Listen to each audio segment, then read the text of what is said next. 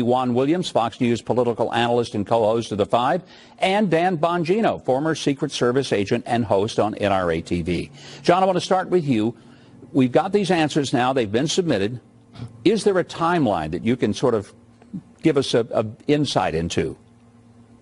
Well, nobody has a timeline, but I think let's put it in context. I don't think, and I argued in an article I wrote in The Hill, I don't think that the special counsel is entitled to any answers from a person they're investigating. I mean, I represent people all the time who are being investigated. We never give a statement, and prosecutors do their job. They continue a thorough investigation. They draw their conclusions without the benefit of answers from the person they're investigating. I think they're getting more than they ordinarily would, and in this case, they can write a report. The Office of Legal Counsel has said they cannot indict the president. So after over a year, after over 1 million documents, after I think it's 35 witnesses where the president did not assert any privilege, isn't it time for them to write their report and let the court of public opinion decide whether or not there was collusion? Okay, so Juan, do you want to give me the contrarian opinion as to why this ought to just keep going on and on and on like the Energizer Bunny, for heaven's sakes? No, Mike, I'm all for wrapping it up. Obviously, this is not of the length that we saw in terms of prior prosecutors investigating presidents. Those go on for 5 years or more. So we're coming up on 2 years here. And so I don't think that's a reason, although I would prefer, given that we're going to see a lot of, excitement around the 2020 election, that somehow this get out of the way. I prefer that. I will say that I was taken aback by the effort by Rudy Giuliani, the president's lawyer, to limit the scope of the investigation by saying we're not going to answer any questions about obstruction. Now, I heard, what was being said about, hey, you don't have to answer anything. That's fine. But the president has long said he has nothing to hide. And then the later issue is that the New York Times today broke a story saying the president was suggesting to the White House counsel that somehow the Department of Justice go after Jim Comey, go after Hillary Clinton, in other words, punish his political opponents. Boy, that sure seems shady. That sure seems like obstruction. I don't know anything about what's in the Mueller report, obviously. I don't know about collusion. I don't have any evidence of that in front of me. But boy, that sure strikes me as a man who's trying to obstruct an investigation because he worries that he's in deep water. Yeah, Dan, if that happened, that would, my gosh, it would be almost as bad as when Obama went after people through the IRS and the Justice Department, and when he had wiretaps on James Rosen and his parents and the Associated Press. And to Juan's point about the limitation of the investigation, let's talk about that a minute.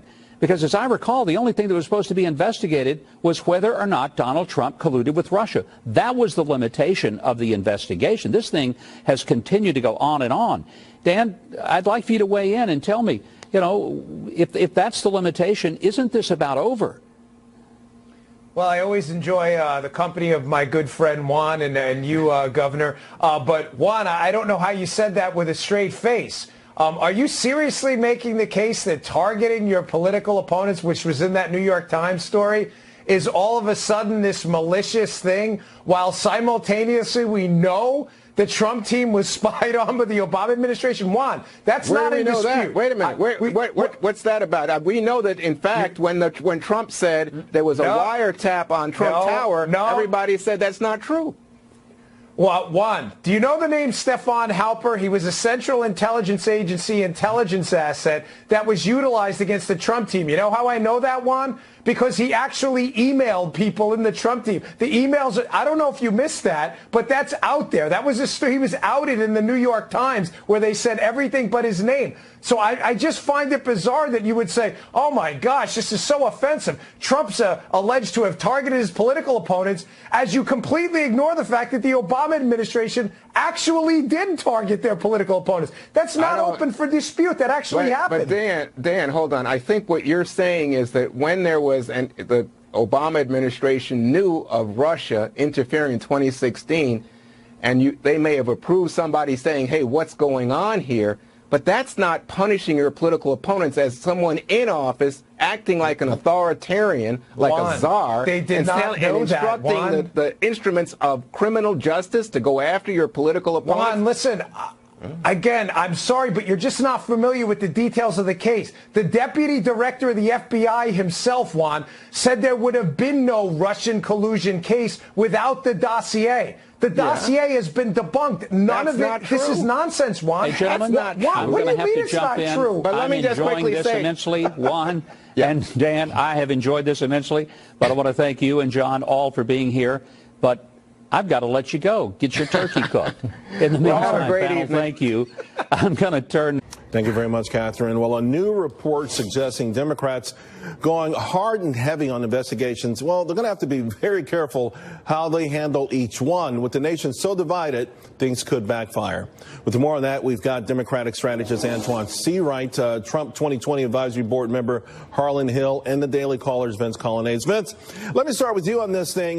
Listen, you know, the market now down, the Dow Jones Industrial Average down over 4% rather, since the midterms, and the day after it was okay, it was up. But since then, it feels like the Dems are going to war, and this notion of endless investigations rather than perhaps some legislation, one of the key things I think factoring into this market sell-off. Yeah, well, I tell you, one of the risks that Republicans always run is giving up too soon, and one of the risks that Democrats always run is overplaying their hand. And I think that's the thing that they need to be careful of going into this next Congress, because Democrats tend to take it too far. We saw during the Kavanaugh hearing the idea of the politics of personal destruction, where the American public kind of recoiled and it energized Republicans. And if Democrats are going to spend not only the next few weeks, but the next 2 years overplaying their hand and trying to just basically destroy the Trump administration, move to obstruction all the time, it could backfire on them electorally in 2020. Antoine, I mean, Maxine Waters going heavy after Deutsche Bank to see their relationship with the Trumps. And listen, that's all fine and good, but there are a lot of Americans who love to find a way for the banks to lend them money, to start businesses, to get married, to see the economy keep growing. I mean, there is some danger in this, isn't there? Well, the politics of fear is what the Republicans tried to do in the midterms, fool their base and scare the American people that the only thing Democrats wanted to do was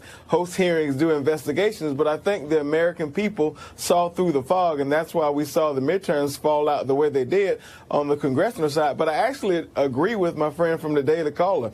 I think Democrats have a responsibility to put forth a policy agenda or a policy prescription that will not only get them to the majority like they have in the House, but also maintaining the majority. So, Charles, that looks like a real effort to block and tackle, and then on going offense with the issues that will connect with voters in 2020 and beyond. Harlan?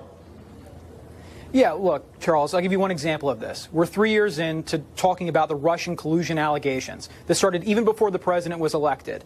And we still don't have a shred of evidence to substantiate that allegation. Be patient, Harlan. And there are members of...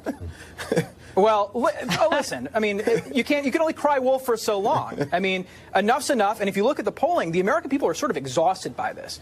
And they also are sort of encouraged by how much the president has been able to accomplish over the last 600 or so days. I mean, the economy is booming. We've created over 4 million jobs. 400,000 of those are manufacturing jobs. We've come Harlan, too that's not far true. Harlan, that's not true. It is true. Let's not debate that. It is true. Anyone can look it up. Go to the Bureau of Labor Statistics and look it up for yourself. Let's get back to the topic at hand, Vince, because I do feel like there's an uneasiness here. And you know, I think one thing that perhaps the American public wants are sort of checks and balances. So you've got the Democrats there, but I don't know that they're there necessarily to go to war with President Trump. And I think we're going to need to see something, a do-nothing Congress or the sort of gridlock that's been promised. I'm not sure that's going to be, the American public is going to be thrilled with that.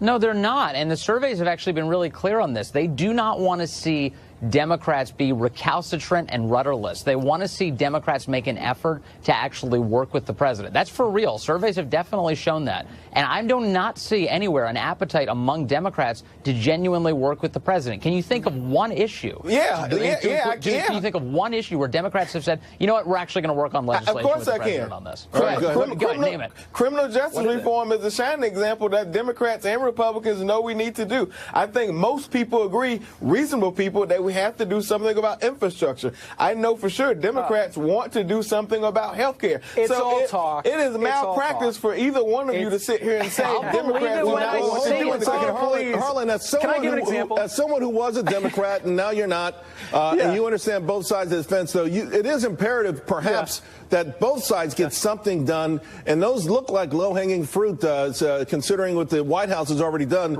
with respect to criminal reform, getting that ball rolling. I knew, this is all talk, I knew that the Democrats were totally unwilling to come to the table and work with the president when he was looking to do a deal on DACA.